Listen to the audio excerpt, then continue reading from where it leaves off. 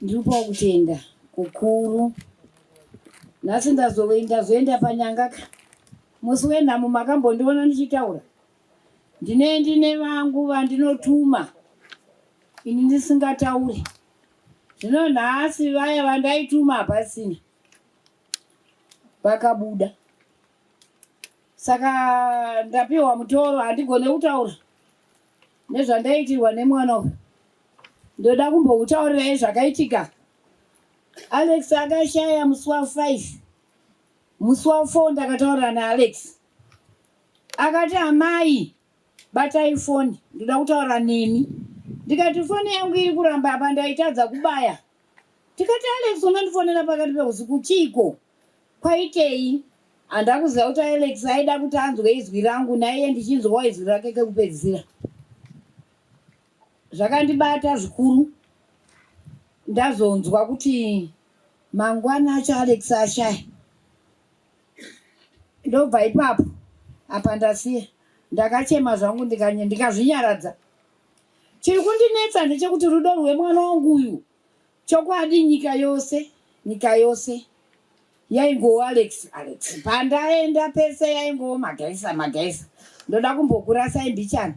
Muna August ndakaenda kumasvingo. Kwaive nezvaireko, kune mumwe mukwasha ireko. Ndaenda kumasvingo. Ndakubva kumasvingo ndakudzoka kuHarare kuti ndiuye kuno kuHwedzi. Mota yemukwasha yakafa panzira. Tamagutu. Pane mumwe murume akasvika. Akati mamuchaenda kupi? Zvikanzi achienda Harare, saka mota yedu ndozvayaita izvo. Ndiri ipapo. Zvikanzi imama imi ndakambokuonai. Ndikati makandoona kupi? Zvikanzi takakuonai kuNjanja. Ndikati kuNjanja? Iko kuno kwaGutu kuno. Zvikanzi takakuonai. Ndikati makandoona kupi? Zvikanzi hamusimi here mai vaAlex. Ndikati Alex upi? Zvikanzi Magaisa. Ndikati mwanangu zvechokwadi makandoona. Zvikanzi imimi varidzi vemota mami namai ava. Parodiwa chii chiri kuti chigadziswe pamota yenyu yafa? Ndoda kukutaurirai zvakaitika. Mukwasha akangoti mari tinayo. Akanga achitya nebato raAlex. Zvikanzi aiwa musatye. Hapana chamunombotya, ndatitaurai.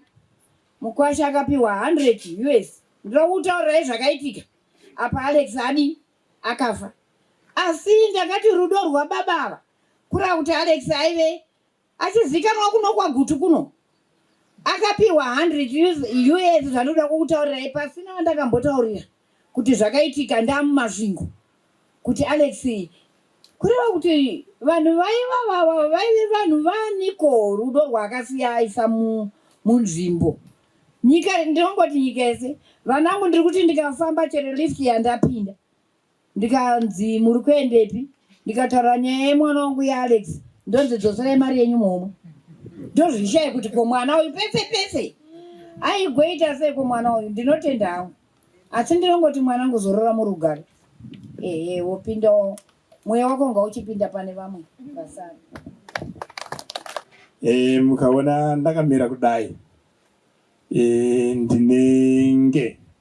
Ndine shungu dzekuti dai ari pasaidi pangu mukomana uya ndikuwa muri kuona uyu. Muri kuona kitchen irapo iyo. Ndo matakakurira. Nhoroondo dzese dzeupenyu hwese takadziitira ipo pano pamusha pano.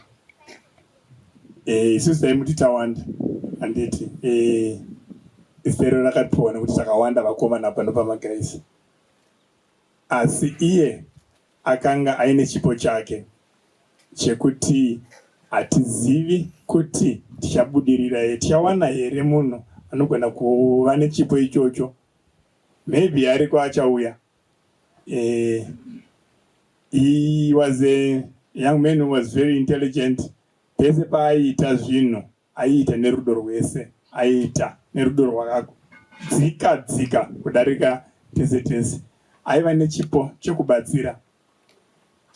Waingoti ukati tawanda toita sei, zvaingobva zvafamba. Ndiri kukumbira usahwira auye azopa umbo hwake. Takakumirira isahwira. Pamusoroi vafundisi vedu vari pano. Pamusoroi mhuri yekwaMagaisa, hama neshamwari dzakwanisa kuti dzinge dzichiuya pano kuti tinge tichirimemba gamba remagamba mukoma Alex Tawanda Magaisa. Pamusoroi ndiri kuona pane vakuru vari pano vezvematongerwo enyika, ma-MP akagara pakati pedu. Tinokutendai.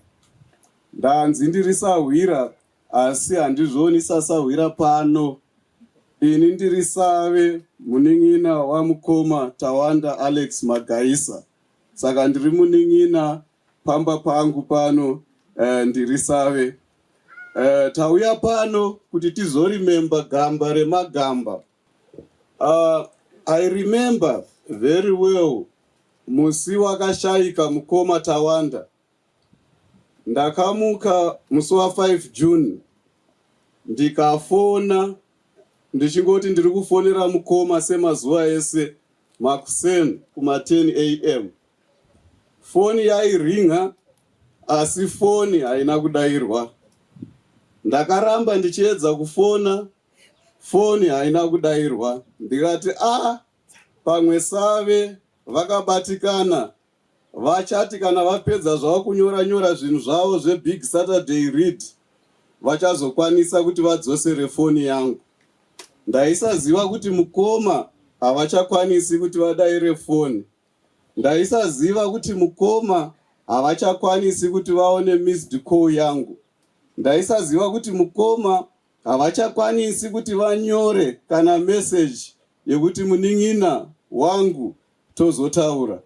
Ndakazonzwa kuti shamwari, mukoma chero ukafona hapana pavachakwanisa kuti vachazokudaira. Mukoma vaenda, zvakandirwadza zvikuru.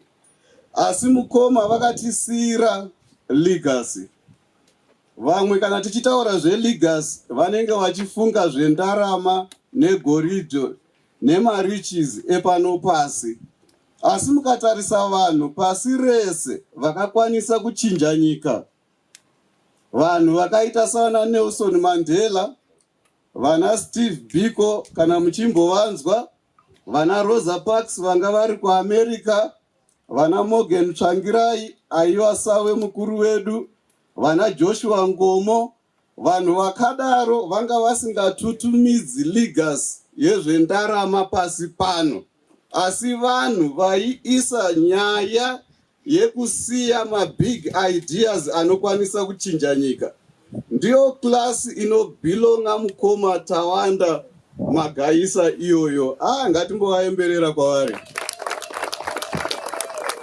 So wherever he is, ndiyo table yevanhu yavanokwanisa kuti vagare navo ivavo. And his story, it's a remarkable story.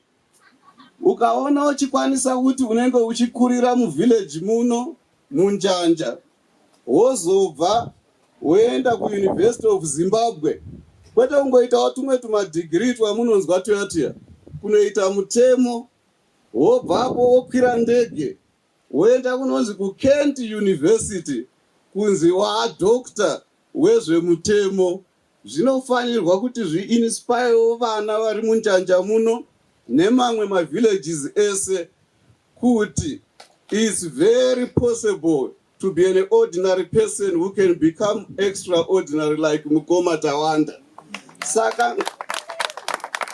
Saka ngatikurudzire vana vedu kuti honai zvakasiyiwa naMukoma Tawanda. Vakakwira ndege vakanoita dhokta vemutemo, asi vaendawo kuchikoro muno vachifamba netsoka vasinawo zvakakwana. Saka that is very possible. Ndo legacy iyoyo yatinokwanisa kupfira vana vedu tichivayeuchidza kuti vasadini vasaramba vachirashikwa. Saka ndoda kuti izvezvi pane vazhinji vanenge vachibvunza vachiti saka ndiani achareplace vaMagaisa? Apa ndaida kuti ndibude pachena kuti pari zvino zvinotaridza sekuti tichanetseka zvikuru kuona munhu anokwanisa kureplace vaMagaisa, nekuti vanga vane muitire wavo wakasiyana nevamwe. Ndakaona vamwe vari kuedzawo kunyora mazuva ano mumaSaturday, small Saturday read. VaMagaisa vainyora inonzi big Saturday read. Saka big Saturday read hatisati taiona. Vapana vemazuva ano kumalocation kwatinomboenda dai vatimuti gafa iye mukomana nenyaya yake yekugona stereki. But regai nditi nekuda kwenguva, regai nditende mhuri yekwaMagaisa nevillage rese, nekuti makachibvumizawo kuti tishande naAlex. Hamuna kumboita nguva yamaida kuti munge mune mwana wenyu, nekuti anga asisiri mwana wenyu chete, anga mwana wepasi reshe. I know kuti Mukoma vaida kuti vauye kuno because ndo kwakune vanhu vavaida zvikuru. The people he loved the most were here and are here. Asi mazuva ekupedzisira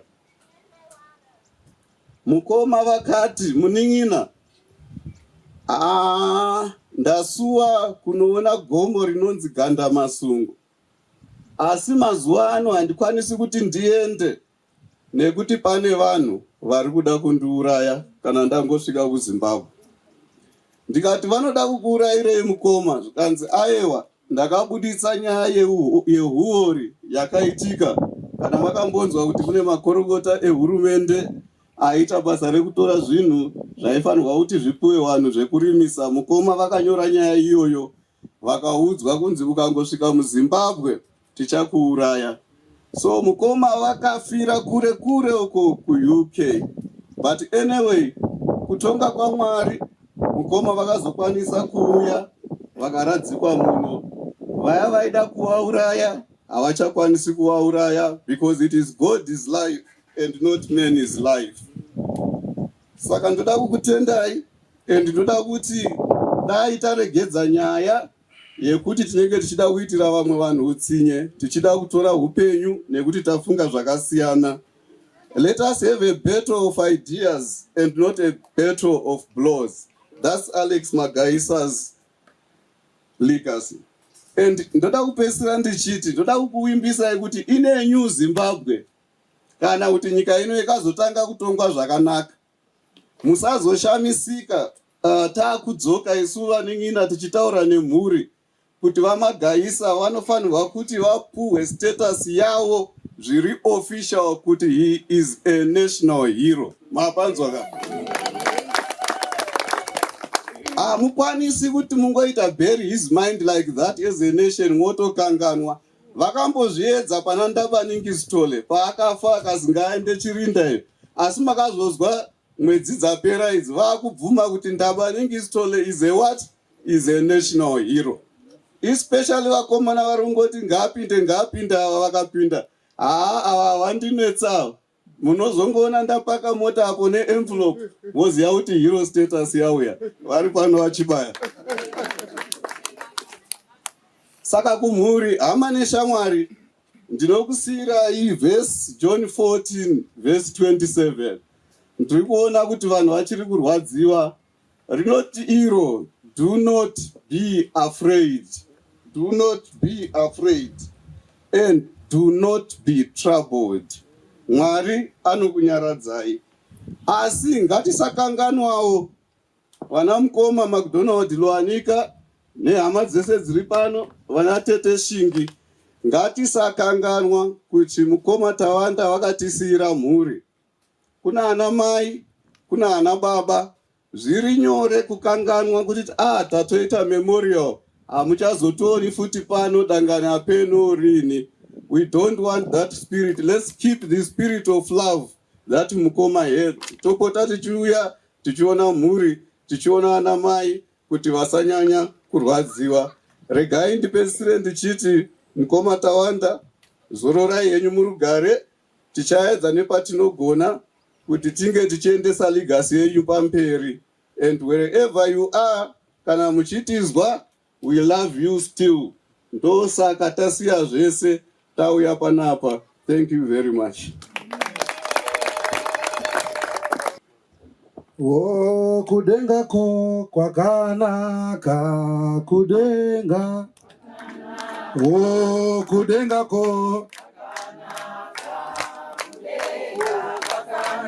Oh, uyaiwo. Oh, uyaiwo. Oh, kudenga ko. Kudenga kaka. Oh, kudenga ko. Oh, uyaiwo. Ma wisiri. Ma wisiri. Ma katsambe.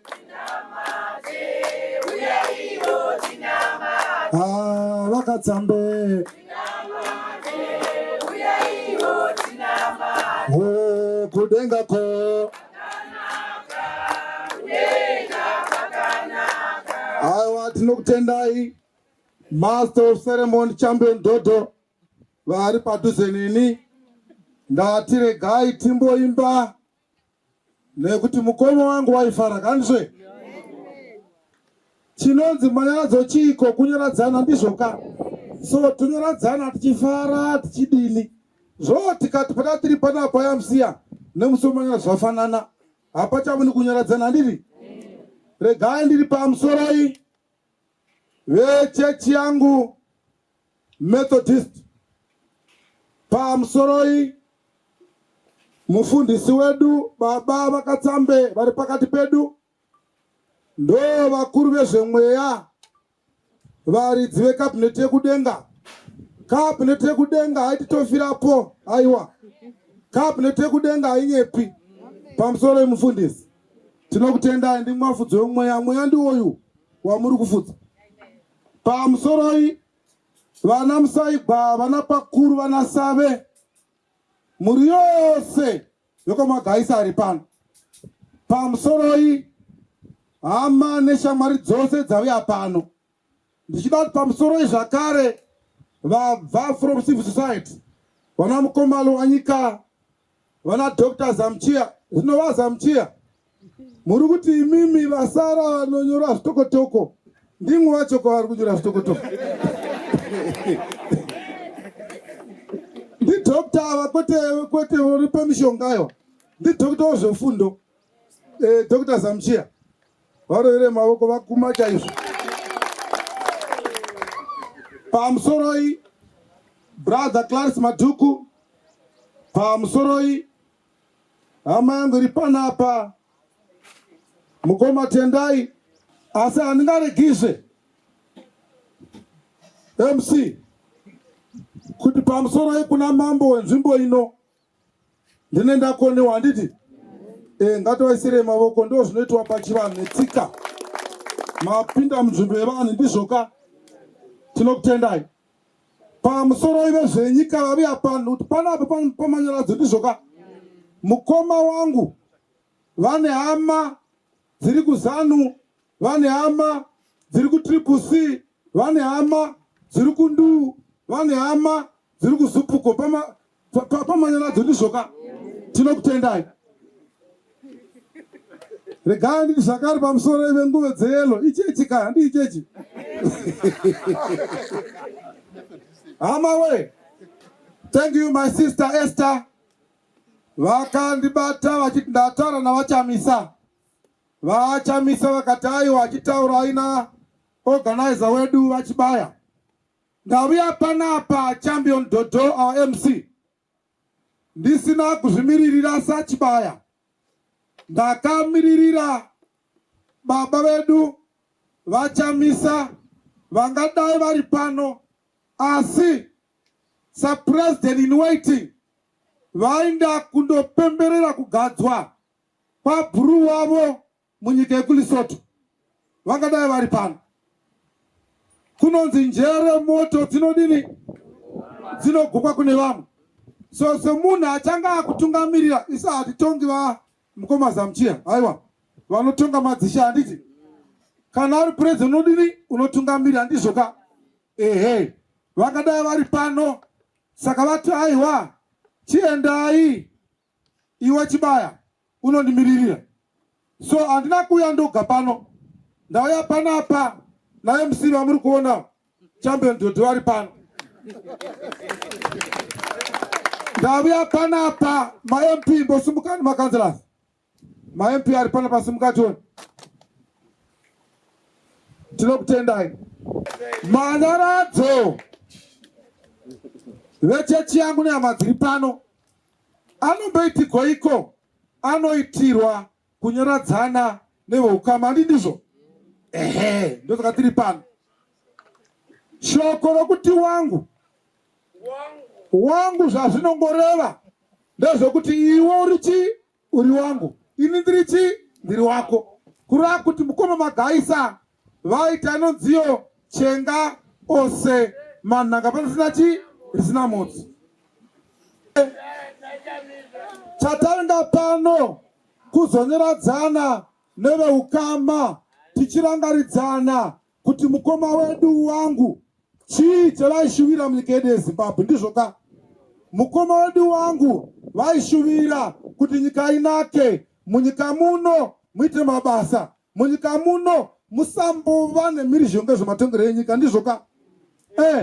So masabhuku ari panapa nemadzisha aripo tinokukumbirai zvikuru sei mufundisi wedu ngatinamatei patiri kuenda sarudzo dzinovouya pasava nesvimbo mugodzi.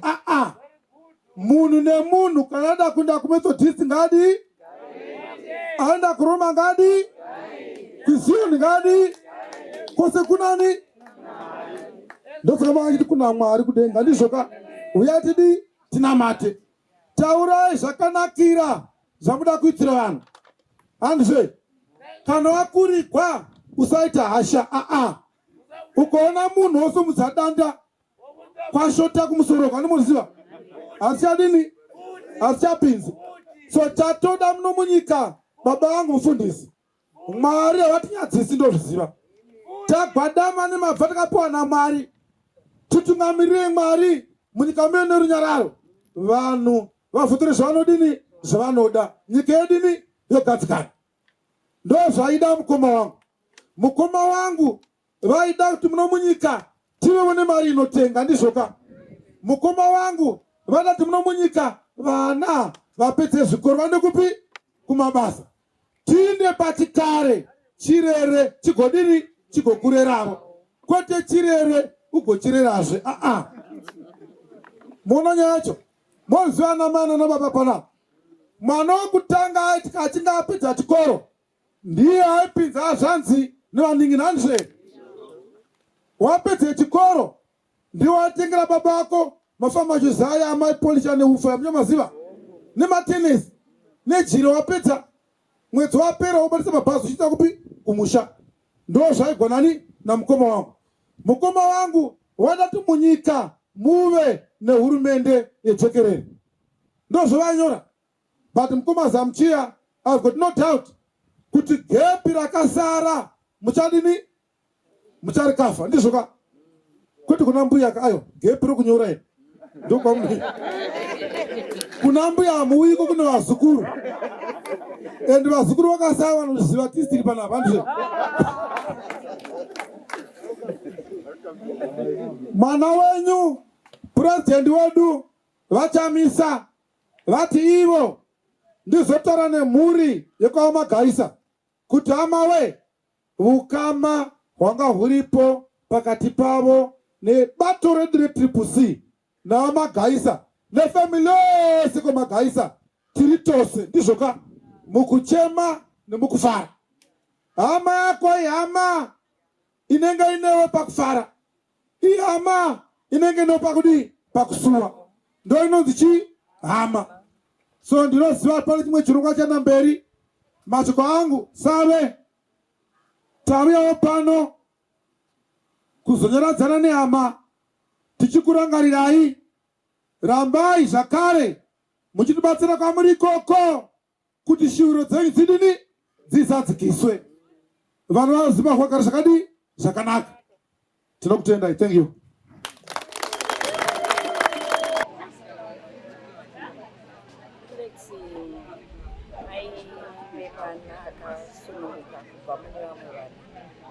airatidza chimiro mwana wangu achiratidza rudo kumunhu wese kubva kumusha kwamai vake vakabereka kugana masungo mumhuri yomama kunji.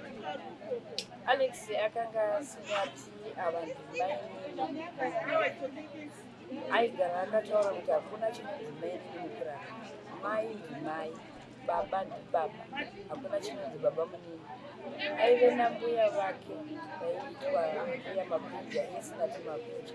Aiti akauya mumusha mavo aiti mbuya ndinoda huku yechivanhu, aiurayirwa huku yechivanhu yobikwa mahari.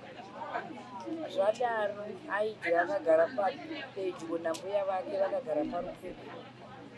Hazvina kupa mutsauko kuti mwana uyu akadzidza. Zvakatinetsa kuti Alex aibva kuyunivhesiti achiuya atichikofuna kusei mumusha, zvakazvisingati kuenda vamwe vanhu vakadzidza. Akasumudza mhuri dzese, vese vakapinda zvikoro vaisumudzwa naAlex Tawanda Magaisa, achiti mhuri hakuna anonzi uyo anofanirwa kusapinda chikoro.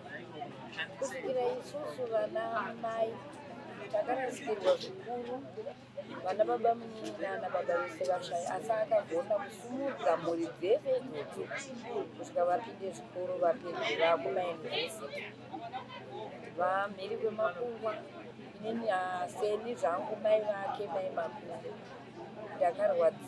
ndakarwadziswa kusvika pamwembo. Handizivi kuti ndingataura ndichiita sei, asi shamwari dzake dzinondinetsa, dzakandirangarira, dzinongondipa zvipo zvinobva kuvakangonzwa kuti ndiri mai vaAlex. Zvipo zvinongouya zvinodururika. Ine mwana uyu ndinoshaya kuti ndingaita sei. Dai mai wake wangodzokera wapinda mune vamwe vanhu kana mumwe chete zvake, ini ndinotenda zvangu. Mwari ngaamuzorodze paari ipapo. Hi, my name is Leslie Magaisa. I am Alex Magaisa's brother, bigger brother, and this is Benjamin Magaisa, Alex's younger brother. Alex grew up as a young man in the village. We would go and herd cattle together.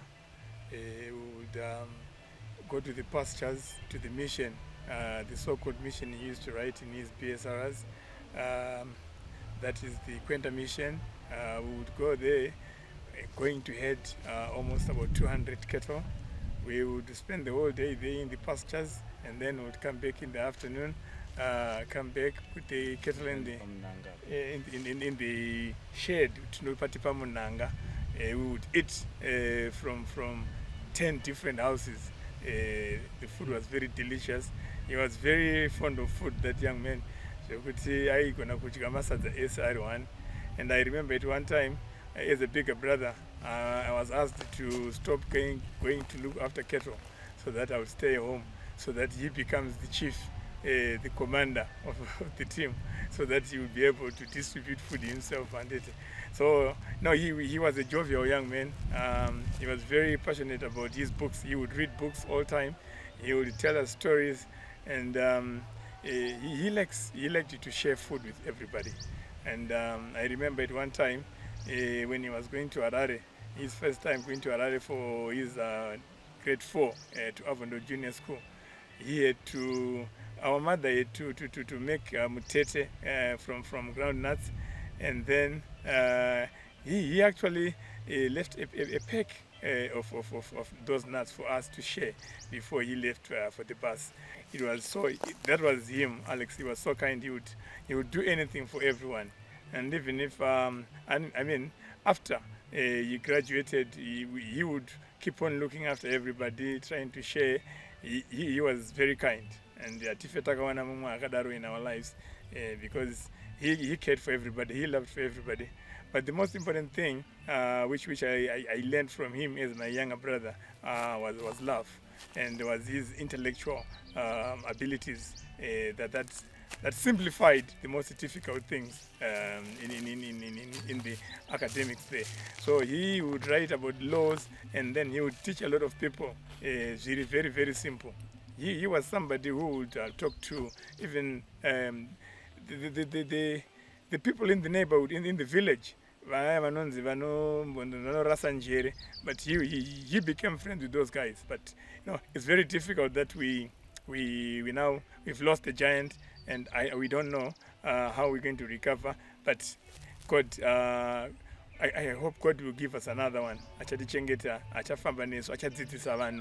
had his BSR, which was a very, very, very informative platform, which taught us everything. He told people about the things that are happening in Zimbabwe in a layman's language. I thought it was very, very simple. That's Alex for you. We've lost a giant, an intellectual.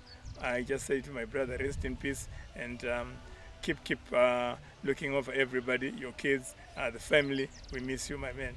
Wangu, we love you so much. Thank you.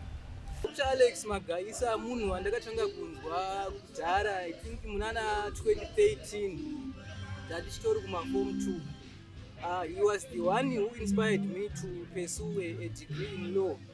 Ipapo by the time wanga vari advisor to the late former prime minister Mugeni Tsvangirai, ndo pataingoonzwa mumaredhiyo nekupi manewspaper zvaDr Alex T Magaisa. He seemed to be someone angari well informed and very well versioned in the field of law. That inspired me to pursue a law as a program, even up to university level. Now currently I'm in level 3 at Midland State University.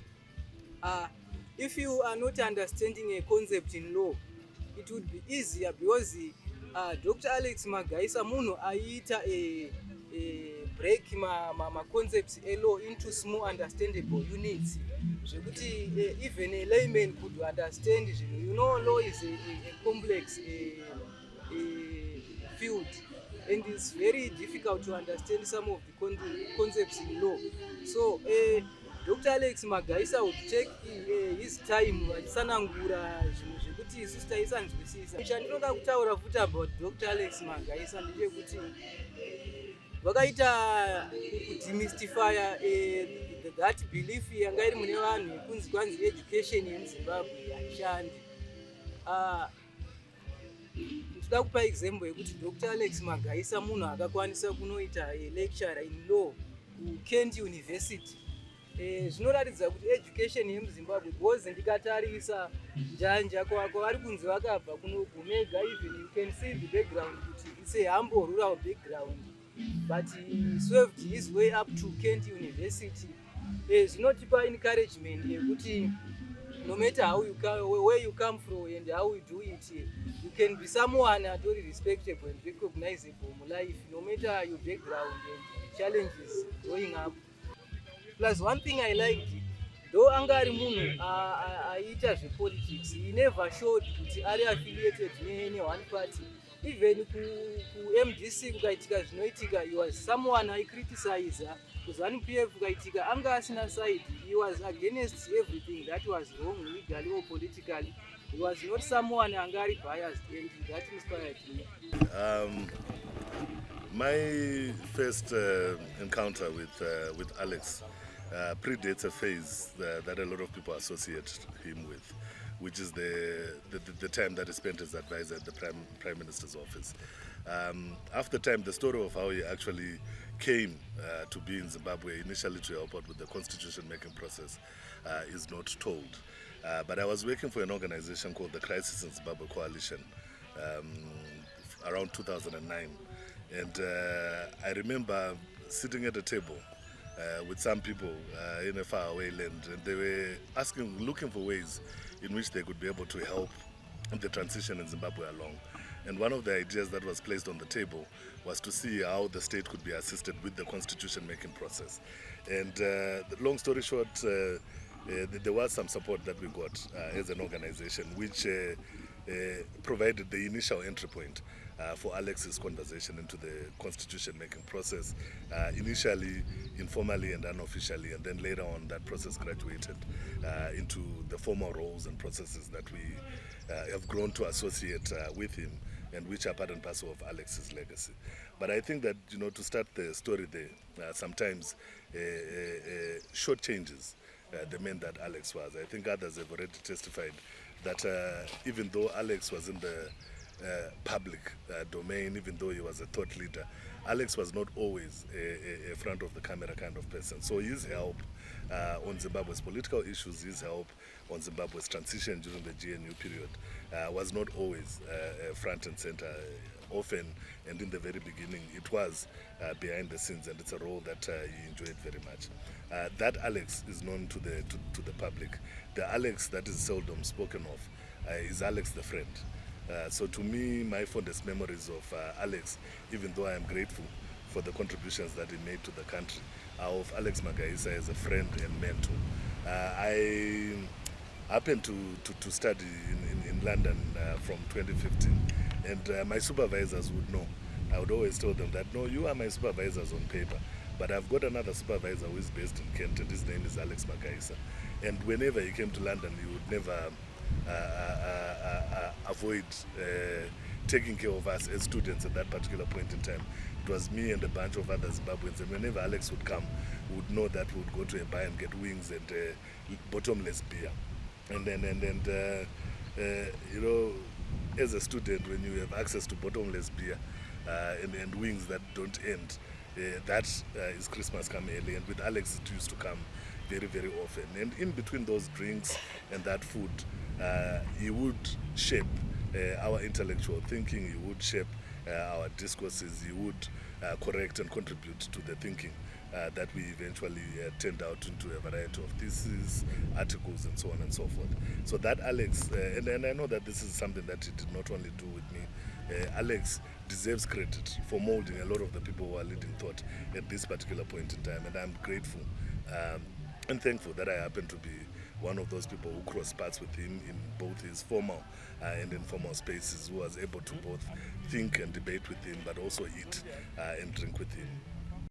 So I first met Dr. Alex Magaisa, the big idea, not the man. So initially I had to interact with his ideas, what he was writing, until I had to eventually find him. And then coincidentally, it turned out that we're actually from the same clan. We worked together on so many covert assignments with the former Prime Minister of Zimbabwe, Njanja. We were one of the top 3 people who would work behind to try and come up with solutions to some of the most difficult challenges that the pro-democracy movement was facing during the reign of Prime Minister Njanja. And what people might not know is that Dr.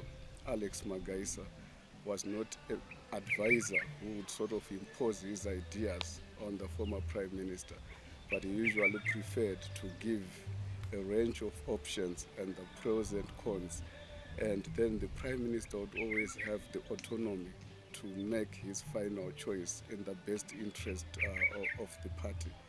But I would also like people to know that Dr. Alex Magaisa had also this extraordinary talent to be able to relate to the most common men and women on the ground, and would understand everybody across the class. That's one thing that you could not take away from him. And that was really a great lesson. And I've always said he is a symbol and a testimony of what it means to grow up as an ordinary person. If you look around, growing up in this village, herding cattle, and going all the way to be on top of the world, to be one of the best brains ever produced on this earth. So I just want to say there's the outside world that people knew that he was intelligent, he seemed to be detached or to be historic. But the other side of him is that he was a humble man, he was a family man, and he also loved small talk. Even though he used to write big stories, he used to love small talk. His big ideas would come from some of these kind of small talks. And he was a man of integrity. In 2017, there was a ZANU-PF person who was sent with money in order to buy out Alex Magaisa so that he could dump the opposition movement in the name of the MDC. This was during the time of the military coup. I haven't seen anyone getting into detail with that. So he was actually offered a house that was costing about $150,000, somewhere close to Marlborough, so that he could jump ship and that they could parade him and that he could help the military regime. But Dr. Alex Magaisa, being a man of integrity, he said no to all that. And he was very proud because his very last words to me when he could still talk was that, Mningina, that is a young man, look, we have never crossed the floor. We have maintained our integrity. And I'm happy that I've managed to do this to the end. I'm not going to sell out. I did not sell out. I'm not Njati. So that's all I would like to say, and that we should just continue to honor his legacy and to take care of those ordinary men and women that he cared for, so that he can be able to keep resting in peace. Thanks.